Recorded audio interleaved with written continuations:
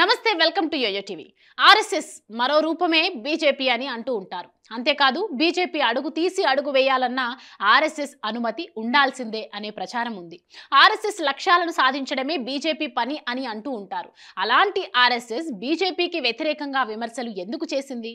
బహిరంగంగా బీజేపీ నేతల తీరును తప్పుపట్టింది. ఆర్ఎస్ఎస్ బీజేపీల మధ్య ఏం జరుగుతోంది? యోయో వ్యూలో తెలుసుకుందాం.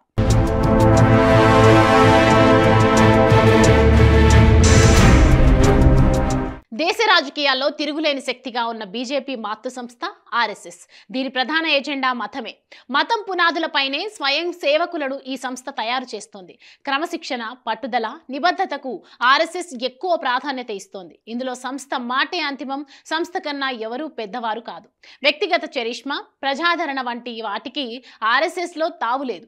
ఎంతటి వారైనా సంఘ ఆదేశాలు పాటించాల్సిందే. జాతీయ స్థాయిలో వరుసగా మూడోసారి అధికారం చేపట్టి అనేక రాష్ట్రాలను గుప్పెట్లో పెట్టుకున్న బీజేపీకి తెర వెనుక దిశానిర్దేశం చేసేది ఆర్ఎస్ఎస్ఏ.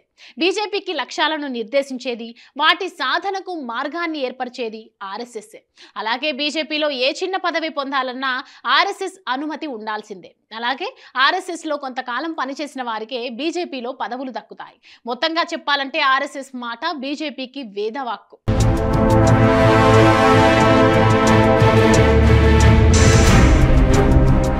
ఆర్ఎస్ఎస్ నేపథ్యంతో శ్యామ్ ప్రసాద్ ముఖర్జీ నుంచి ప్రస్తుత ప్రధాని మోడీ దాకా ఎందరో దేశ రాజకీయాల్లో కీలక పాత్ర పోషిస్తున్నారు కూడా.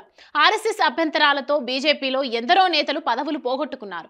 బీజేపీ విధానాలపై, రాజకీయ వ్యవహారాలపై ఆర్ఎస్ఎస్ ఎప్పుడూ బహిరంగంగా మాట్లాడదు. తెర వెనక మాత్రం అంతా తానే నడిపిస్తోంది. ఇంత దృఢమైన బంధం ఉన్న ఆర్ఎస్ఎస్ బీజేపీ మధ్య ఇప్పుడు విభేదాలు ఎందుకొచ్చాయి? బీజేపీకి వ్యతిరేకంగా ఆర్ఎస్ఎస్ ప్రధాన వ్యక్తులు పత్రికల్లో వ్యాసాలు రాయడం వెనుక ఉద్దేశం ఏంటి? ఆర్ఎస్ఎస్ మోహన్ భగవత్ మణిపూర్ పైన, బీజేపీ రాజకీయ విధానాలపైన బహిరంగంగా ఎందుకు మాట్లాడుతున్నారన్నది దేశ రాజకీయాల్లో హాట్ టాపిక్ గా మారింది. అహంకారం లేనివాడే నిజమైన సేవకుడు. ఇతరులను నొప్పించకూడదు. సమాజంలో విభజనలు సృష్టించడం తగ్గదు. ప్రత్యర్థులను విరోధులుగా చూడకూడదు. ఇతరులను కూడా గౌరవించాలి. 10 ఏళ్ల పాటు ప్రశాంతంగా ఉంది. తుపాకీ సంస్కృతి అంతరించిందని అందరూ భావించారు. ఇప్పుడు అక్కడ నిప్పు రాజేసింది ఎవరు? ఎన్నికల ఫలితాలు వచ్చి మోడీ మూడోసారి ప్రధానిగా ప్రమాణ స్వీకారం చేసిన 2 రోజుల తర్వాతే ఆర్ఎస్ఎస్ చీఫ్ మోహన్ భగవత్ నాగ్పూర్లో జరిగిన కార్యకర్తల సమావేశంలో మాట్లాడిన మాటలివి. ఈ వ్యాఖ్యల తర్వాత మోహన్ భగవత్ విమర్శలు ప్రధాని మోడీని ఉద్దేశించి చేసినవే అన్న అభిప్రాయం వ్యక్తమవుతోంది.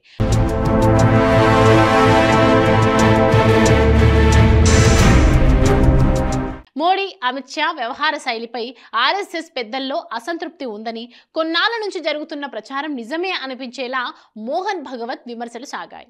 మోహన్ భగవత్ మణిపూర్ గురించి చేసిన వ్యాఖ్యలపై చర్చ జరుగుతుండగానే ఆర్ఎస్ఎస్ అధికారిక పత్రిక ఆర్గనైజర్ మరో బాంబు పేల్చింది. బీజేపీపై నేరుగా ఎదురుదాడికి దిగింది. లోక్సభ ఎన్నికల ఫలితాలు బీజేపీ కార్యకర్తల ఆత్మవిశ్వాసాన్ని కళ్లకు కట్టాయని ఆర్ఎస్ఎస్ తీవ్ర వ్యాఖ్యలు చేసింది.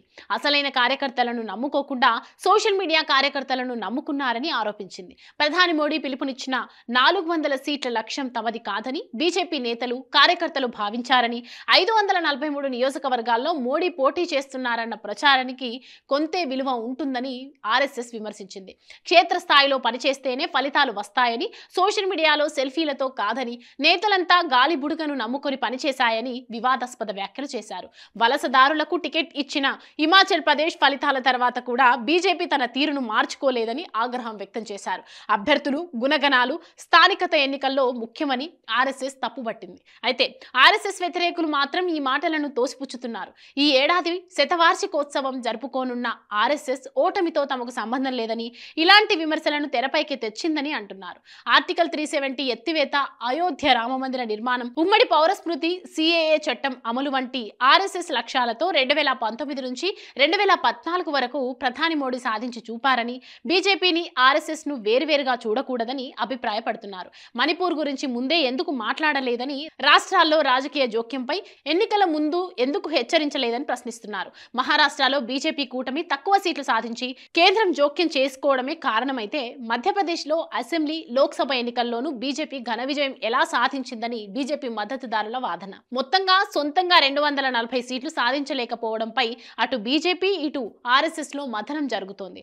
ఇది ఇంతటితో ఆగేలా అయితే కనిపించడం లేదు. బీజేపీ, ఆర్ఎస్ఎస్ విభేదాలు ముదిరితే మాత్రం దేశ రాజకీయ సమీకరణాలు పూర్తిగా మారిపోవడం ఖాయంగా కనిపిస్తోంది.